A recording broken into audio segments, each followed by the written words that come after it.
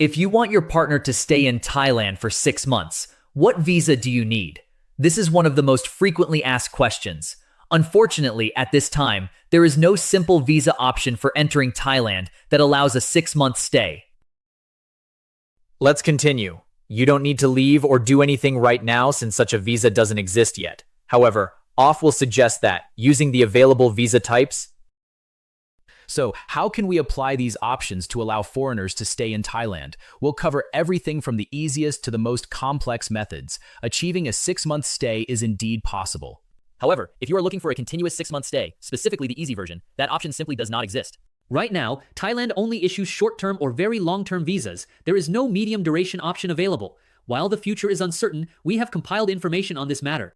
What I mean is, just check the official government website. You can also search for Thailand visa to see a summary of all visa types, covering both short-term and long-term durations.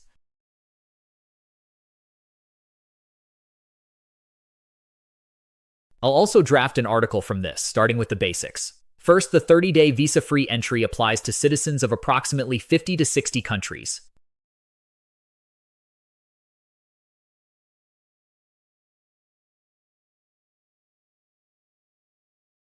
If we're talking about the 30-day visa-free entry, only around 50 to 60 countries qualify. This means it is no longer possible to stay in Thailand for 6 months using just this 30-day visa. You might be able to apply for an extension. However, the first extension grants 30 days, while the second extension leaves only 7 days, which is effectively excluded. Therefore, 30 days plus another 30-day extension. This totals 60 days in the first cycle, and you are limited to just one additional cycle. The visa-free entry allows for 2 full entries per year, utilizing the entire quota each time only twice. Thus, the second entry provides another 30 days. If you exclude the additional 7-day extension, the total stays at 90 days. So, regarding the visa exemption, remember the maximum stay is 90 days, including any extension. This is the scenario where your visa exemption has 30 days remaining. In this case, you need to apply, specifically if you wish to stay continuously without leaving Thailand. You don't need to leave at all. However, if you are applying for an extension to stay continuously, we recommend applying for a tourist visa instead. Regarding the tourist visa, even if you are eligible for a visa exemption, you must apply before arriving. Therefore, prepare about a month in advance. You can apply for the tourist visa via the Thai e-visa website. For more details, check the official Immigration Bureau website as well. You can find the link in the bio or below the video. Apply for the tourist visa first. This visa grants an initial 60 days, which can be extended by another 30 days. Note that this category is distinct from the visa exemption. For instance, you can apply for an extension in this manner. You can still use the visa exemption as before. First, apply for a tourist visa for 60 days, then extend it by another 30 days to reach 90 days. Now we are halfway there. For the remainder, we simply use the visa exemption. However, it is still a bit complicated because the 30-day visa exemption plus an extension would total another 60 days, correct? So what is the final sum? That totals 150 days, or 5 months. Only 1 month remains. Unless you're truly concerned, this should suffice. 5 months is plenty. Oh, aren't you planning to go back to work? Oh, now. Regarding that final month, there is a new regulation. If you enter Thailand more than twice, officials may question you. We have already crossed the 2-entry limit. The first entry was on a tourist visa, and the second was on the initial visa exemption. Therefore, as previously stated, the combined duration is 90 days plus another 60 days, accounting for the entire period. Consequently, for the final entry where only 1 month remains, you should re-enter using the visa exemption. You get another final 30 days. With only 1 month remaining, you can re-enter using a free visa for another 30 days. That totals 6 months. However, on this final entry, they may question you. Since you visit frequently, we have prepared the necessary documents. The final round is a bit tricky. Be ready with your return details, Thai photos, or proof of address from your Thai host. Now, it's just about extending the stay and seeing how it goes. I think it should still work since we've only used the free visa once, right? And once the final month is up, that's truly the end. For this year, if you plan to return, you'd need another tourist visa. This option allows for a continuous stay. It's the more relaxed approach. Can't we avoid a continuous stay? Just take the first tourist visa, finish it, then wait a few months, maybe early or late in the year, and return using a free visa. Alternatively, if you want to be absolutely certain, you can apply for another tourist visa. Since we always apply for the visa, they have little reason to suspect us. The embassy has effectively already approved it. If we hadn't applied, the first round at the start of the year would just be a tourist visa. You save the free visa quota to use from late year onwards. As mentioned earlier, the 30-day free visa allows for an extension. Once the first period ends, you leave and return for another 30 days. Combined, that makes 90 days, giving you 6 months this year, right? It's just that you can't stay continuously. Next is the Tourist Visa Multiple Entry, known as METV. However, eligibility is limited to certain countries. When applying through the Thai e-visa system, check the options on the main screen. You'll see choices like single or multiple. If the multiple option isn't available, it means applicants from your country are not eligible for it. Therefore, this applies only to specific countries. However, METV provides a 6-month validity period, unlike the standard tourist visa, which is a single-entry visa. As stated earlier, this is a one-time entry. Once you enter, if you leave, your entry allowance is exhausted. Therefore, you must complete the process before departing. In this specific case, the allowed stay duration is 6 months. However, you cannot stay for 6 months continuously. Instead, you are allowed 60 days per visit. There is no need to request an extension, as doing so would waste your entry allowance. So, stay for 60 days, exit, and re-enter for another 60-day period. You can repeat this process about 3 times, or even 4 times if you plan wisely. This refers to the final cycle. As mentioned in our article, search for METV. For the final cycle, you stay for less than 60 days, then exit and re-enter. In that final round, just before the current period expires, you are granted another 60 days. Consequently, the total stay exceeds 6 months. This is because the visa validity is calculated based on the initial entry date. Each time you enter, you receive an additional 60 days. Therefore, if you enter on the very last day of your current visa period, you are granted another 60 days.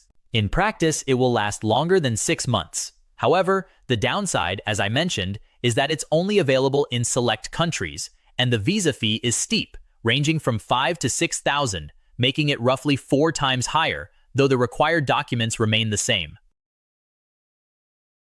That covers the straightforward application, which requires almost no documentation.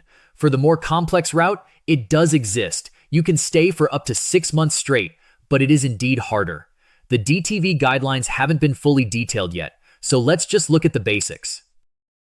This refers to the Destination Thailand Visa, a multiple entry visa allowing unlimited entry and exit. While the visa itself is valid for 5 years, why promote it if you can only stay for 6 months at a time?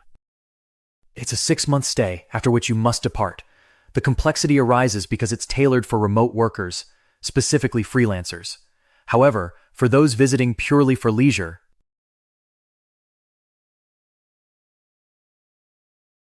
crucially, you cannot simply work from your local office. Your employment certificate must explicitly authorize remote work from abroad, and your company must continue paying your salary while you are working overseas. It's not that you must return to work or be forced into the office. Therefore, most people with regular jobs avoid going to the office, as their employers require them to do so. Thus, those who qualify are typically the business owners. Since regular employment requires employer approval, an owner can simply approve their own status. This applies to genuine self-employed individuals. Possibly if you have a valid business license or are a genuine self-employed professional. However, this is difficult. Most applications fail, often due to financial constraints.